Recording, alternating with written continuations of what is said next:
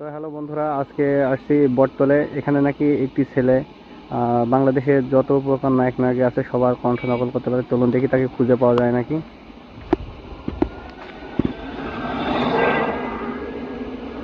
ভাই ভালো আছেন আপনি?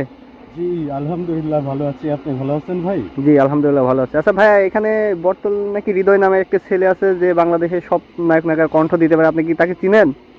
জি ভাইয়া চিনি, আর সেটি হচ্ছে আমি। কি বলেন ভাইয়া, আপনি সেই ছেলে? জি ভাইয়া। ও, তাহলে কি ভাইয়া আমাদেরকে একটু শোনানো যাবে? অবশ্যই ভাইয়া শোনানো যাবে। আচ্ছা তাহলে একটু শুনি ভাইয়া। হ্যাঁ অবশ্যই। তো এখন সন্ধ্যার আজান দিতে পারে, তো তাই আমি আর বেশি টাইম লস করছি না। আমি কয়েকটা ভয়েস আপনাদেরকে শোনাই দিতে পারবো।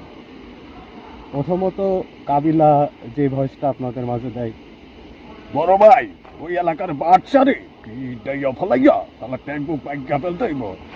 তখন দিলদার কি বলে, আরে আমার উস্তাদে মারবো, আমি বয়া থাকুম, আমিও মারুম, আমার উস্তাদে মারলে আমি ছাড়ুম না। দূর তুই কোন দিকে যাইতাছি?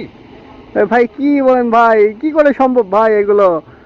হ্যাঁ ভাইয়া, মানে চেষ্টা করি আর কি, চেষ্টা করলে অনেকটাই পারা যায়, আর অনেকদিন রিহার্সেল করা হয় না তো তাই আর আচ্ছা কি। ভাই, আর কার ভয়েস পারেন একটু বলবেন?